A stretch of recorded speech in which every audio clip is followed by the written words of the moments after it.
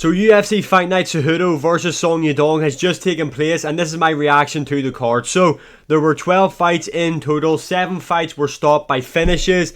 Let's start off with the main event, that is Henry Cejudo versus Song Yadong. Right, there's a lot of things to go over with this matchup, obviously, bit of a weird ending, but let's talk about this. I need to know, can someone please look at Henry Cejudo's photo of him with the Olympic gold medal? I need you to sit down and tell me, is that real or is that AI generated?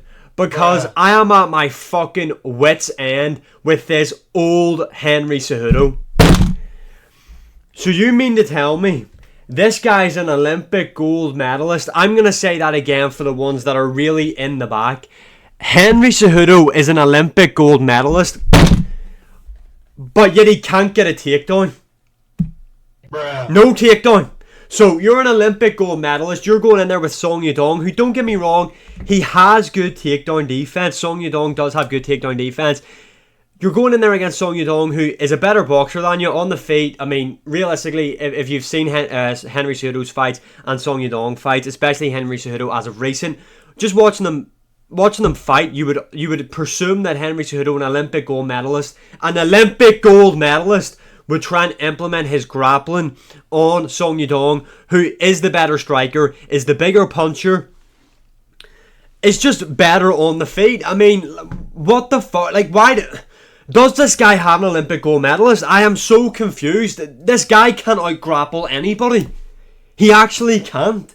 Marab out-grappled him, and this is the point, kind of what MMA Guru is on about. We're like, the individual sport of wrestling, it just, in my opinion anyway, the American side of it just doesn't seem to translate into MMA.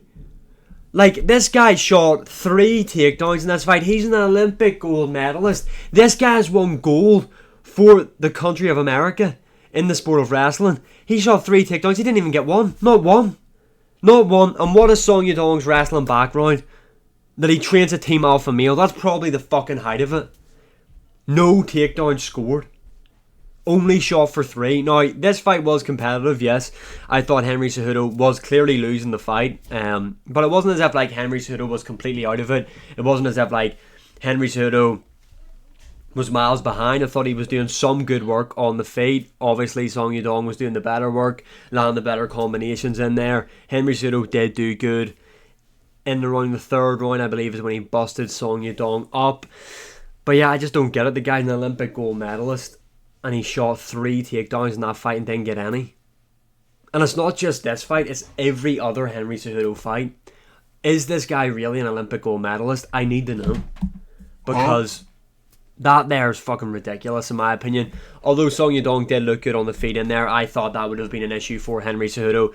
Cejudo in round 1, I believe, landed a leg kick that kind of shut off Song Yadong's foot for like a second. Then he kept going to that leg kick. Song Yadong done a really good job of checking the leg kicks in my opinion. I'm trying to think of what else really happened. Song Yadong got busted up. Their striking exchanges were close. I mean, Henry Cejudo did look okay on the feet. But yeah, it's just the wrestling aspect. I don't get it. You're an Olympic gold medalist. You have got like the highest credential in the sport of wrestling, and you don't shoot enough takedowns, and you don't fucking take anybody down. I don't get it. I really don't understand. But yeah, as we all know, round 3 happened. Song Yadong pokes Henry Cejudo in the eye. Clear eye poke. Let's just be honest. Brutal eye poke. It was like 2 fingers in the one eye.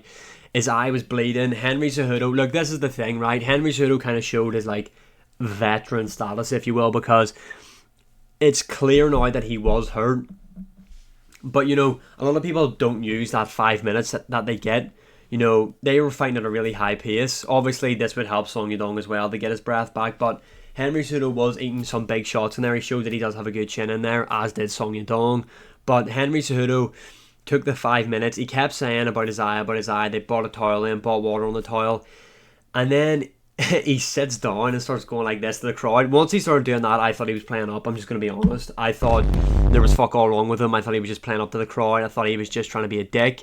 And then he goes back to his corner after he starts fighting again. Song Yadong's just chasing him down, trying to put a beating on him. And then he gets to his corner and people were saying he was looking for a way out. I actually don't think he was. I think like he was just being honest, like, I can't fucking see, and he didn't want to go out there and get absolutely smoked. You could see after the eye poke when he came back into the fight, he was just being hunted down. He wasn't really offering up much. He said he couldn't see him. He was literally telling his corner, I cannot fucking see. And then they went to the judges' scorecard where Song Yudong was pronounced the winner, rightly so. Look, I don't know. This guy Henry Cejudo ruined the chance of being an all-time great, in my opinion, because this guy was on track to being an all-time great, coming off the win over Demetrius Johnson, the win over TJ Dillashaw. Then he goes up, wins the belt over Marlon Moraes, which was a great comeback win as well. He then beats Dominic Cruz. He's in the prime of his career. He's about to make a boatload of money. And then he retires. And then he comes back, and then I'm like, right, okay, he's came back. Loses the Aljamain Sterling. I'm like, right, that's Aljo. He's the champion. Then loses to Merab. Merab on a crazy win streak. Look at the names he's beaten. Now the current champion.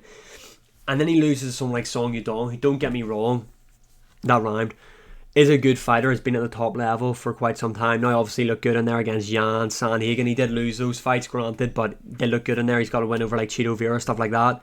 But it's like, I just don't, the career of Henry Cejudo, I just don't get. I don't understand. You reach the top and you just throw it away for what? I don't understand what he threw it away for. I mean, this was a really weird performance. I know Song Yudong and Cejudo said they want to fight each other again. Dana White says he's no interest. Look, I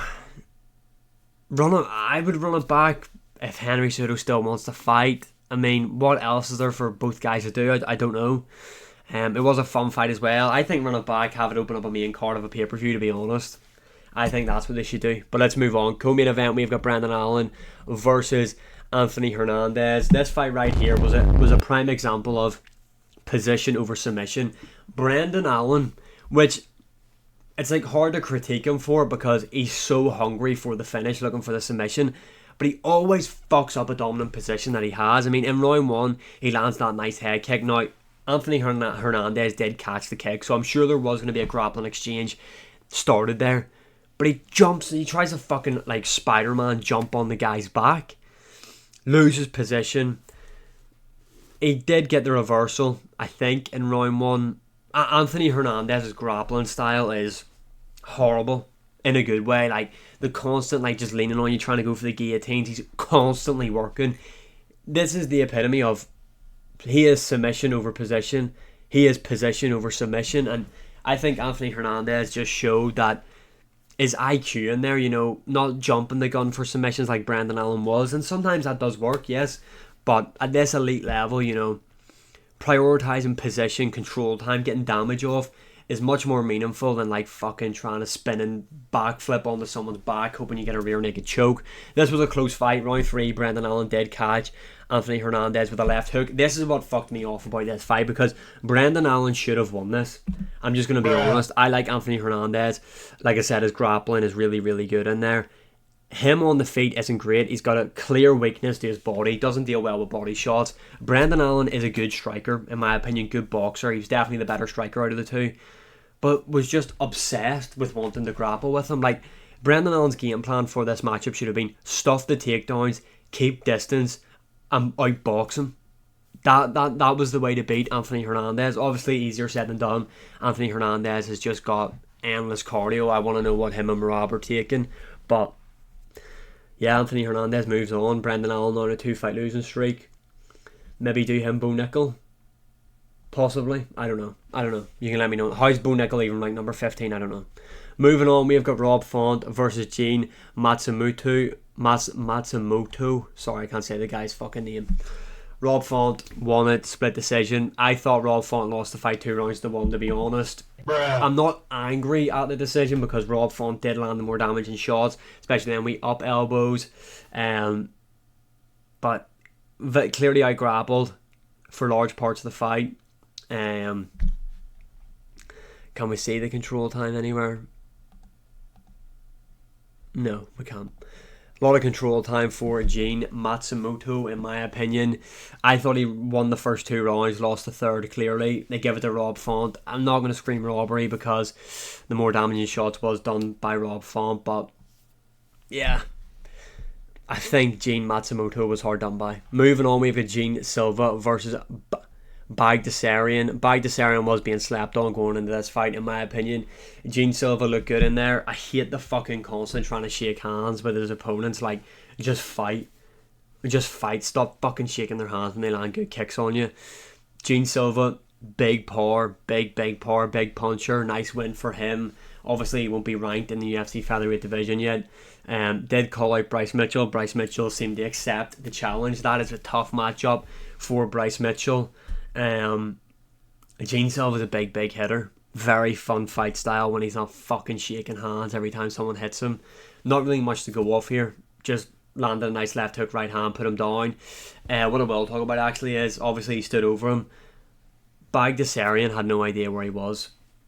Like, when he hit the mat and he was looking up at him, he thought the fight was done. Referee didn't stop it. I know people were saying, oh, but like, Gene Silva didn't want to hit him in the head. How nice is he? Them elbows to the body were fucking nasty. I'd rather be punched in the head than have that done to me. Brutal finish. Gene Silva looked good. I'm sure we're going to get him versus Bryce Mitchell next. Alonzo Menifield got the win by split decision. Another fun fight. Don't really know if it should have been fight of the night though. Ion Cutelaba beating Abu Aslan. Did not expect that coming. The prelims to this were just awesome. They really were. A lot of finishes. Literally every fight on the prelim was a finish. And this fight card right here is a prime example as to why get the fuck out of the Apex and get back to fight nights in crowded arenas. Because if this was in the Apex, you wouldn't have got all them finishes. Facts, you wouldn't have. The audience make it. I don't know why the UFC are fucking obsessed with being in the Apex. Get out of there. Overall, though, this was a fun card. Weird ending, but fun card. Like, share, subscribe, comment, all that good stuff. See you again in the next one.